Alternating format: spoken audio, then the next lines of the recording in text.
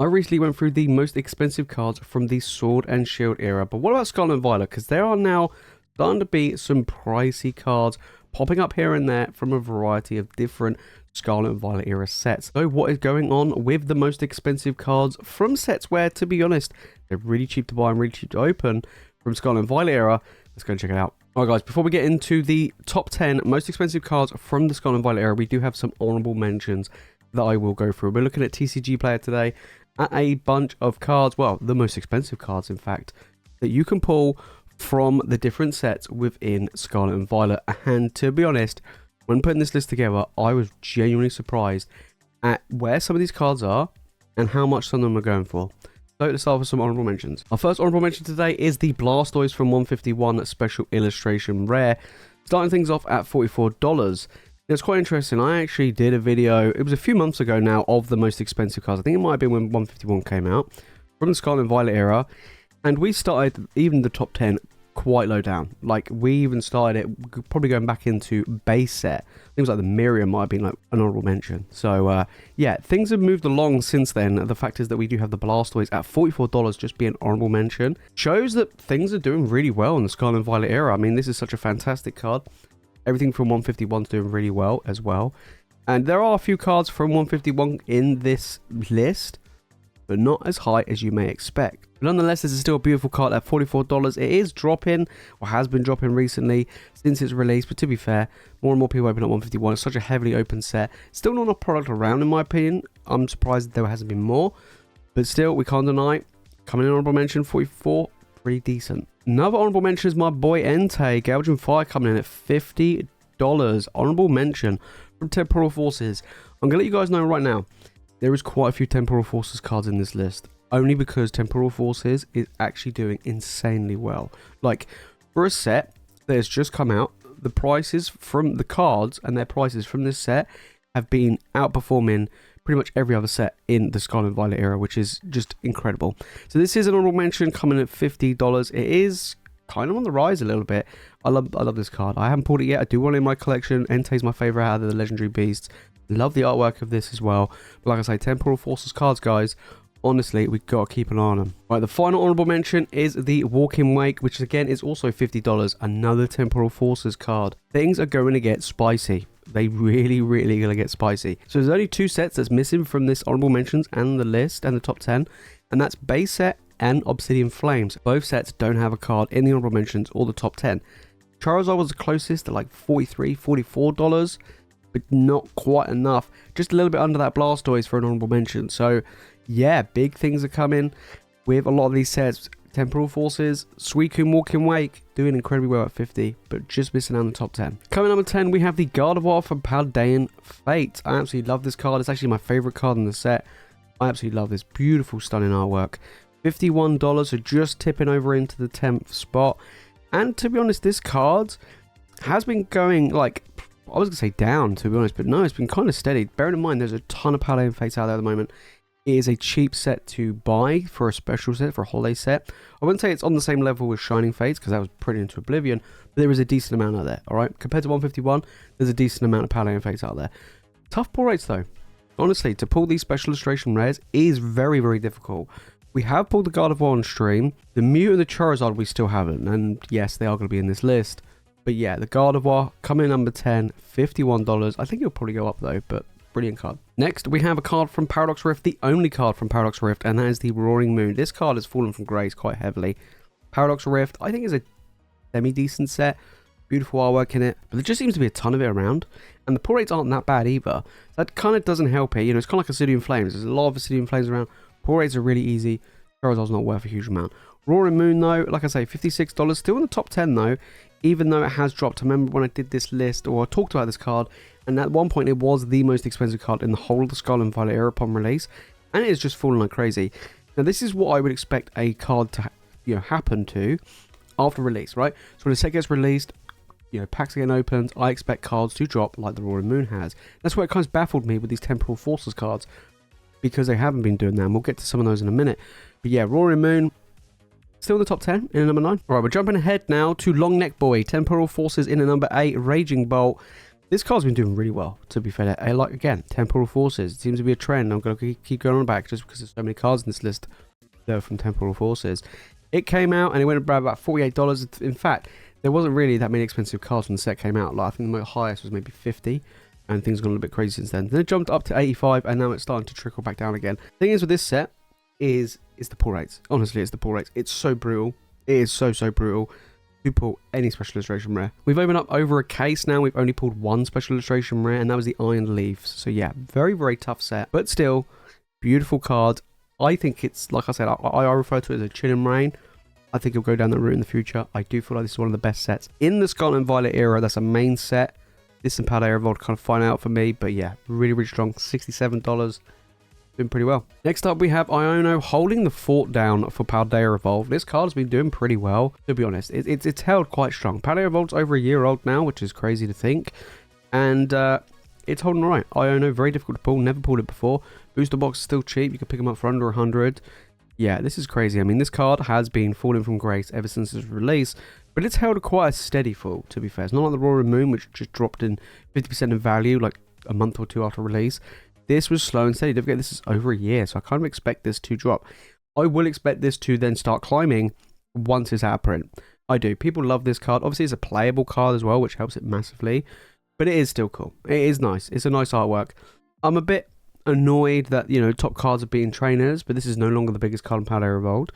That's quite interesting. But yeah, $76. You can pick this up for a reasonable cost now. It was over 100 for a long time. It was sat around 90 for a long time, but it is starting now falling down the top 10 list. Right, we're going back into Paldea Fates. We've got the Shiny Mew at $83. This one's actually doing, again, pretty well.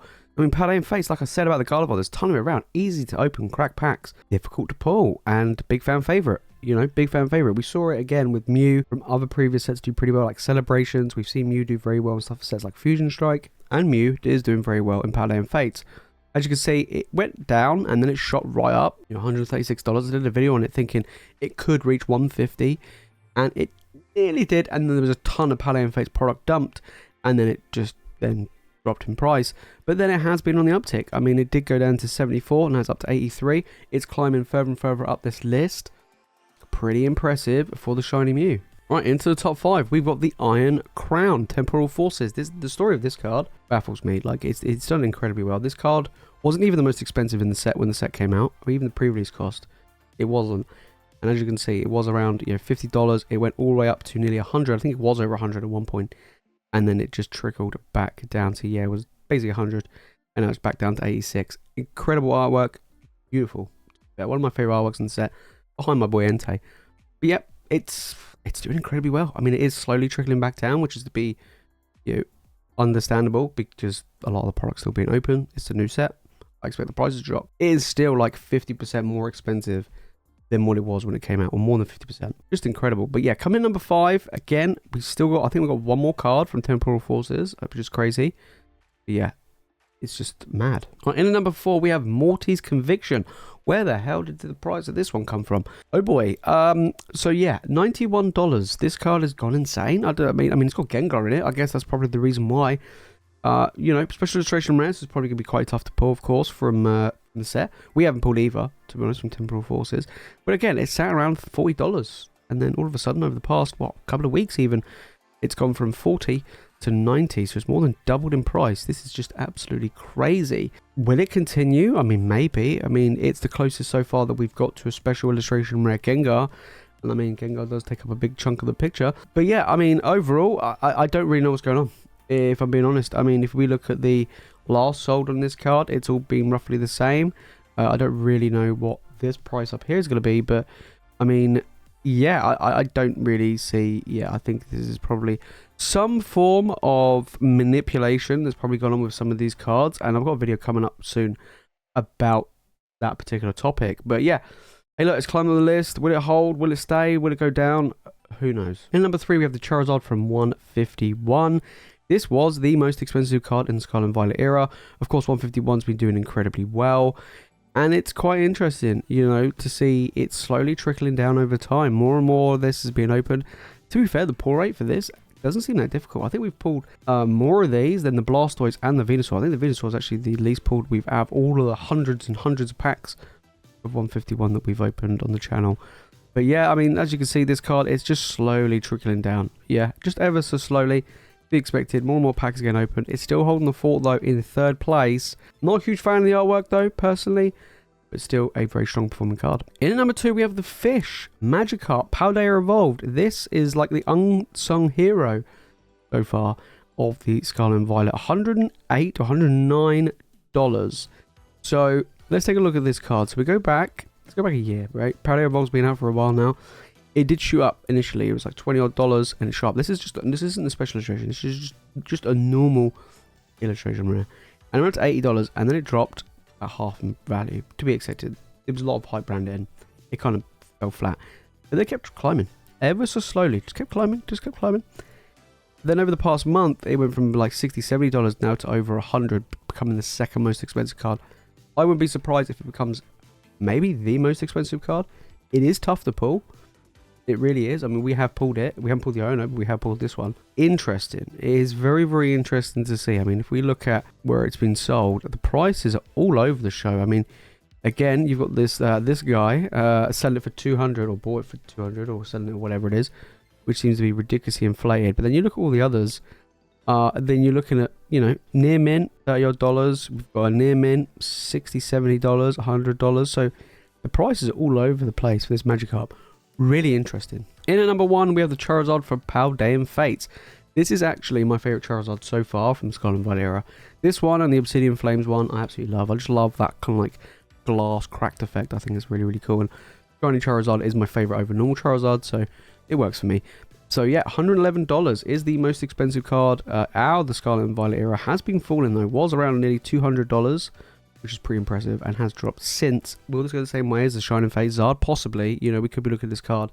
Depends how much they reprint the set like Shining Fates, but we could see this card drop down to $70, $80 over time. But it is actually holding. I mean, it has dropped nearly like 50%, to be fair. It has actually dropped quite a bit, even though it's still the most expensive card. It is still falling, and that's one thing that we got to take into consideration moving forward with the Scarlet and Violet era. But yeah, Charizard's holding the fort down at 111. That's it, guys. Those are the top 10 most expensive Scarlet and Violet era cards so far. We will be doing this list again probably towards the end of the year when we look back at more sets that are going to be coming out of the Scarlet and Violet era. You know, we're deep into it now. We're basically coming up. The next set's going to be the equivalent of Chin and Rain in the form of timeline releases compared to Sword and Shield. So we're really in the full swing of Scarlet and Violet. So far, it's doing okay. Like, we take a look at Temporal Forces. Temporal Forces is doing insane. So that's one thing we got to take into consideration when moving forward. It's really smashed out of the park. There is some form of manipulation going on. There's some shady stuff looking like between the Magikarp and the Morty's Conviction. We'll have to wait and see when the dust settles, of course.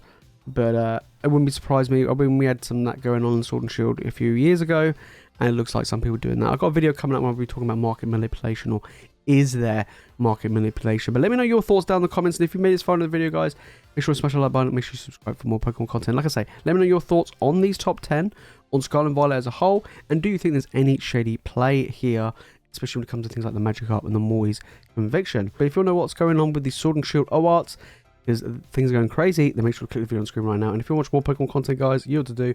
Make sure to hit that subscribe button. Alright, guys, that's it from me in this video. Thank you all so much for watching. You guys are legends, and I'll see you in the next one.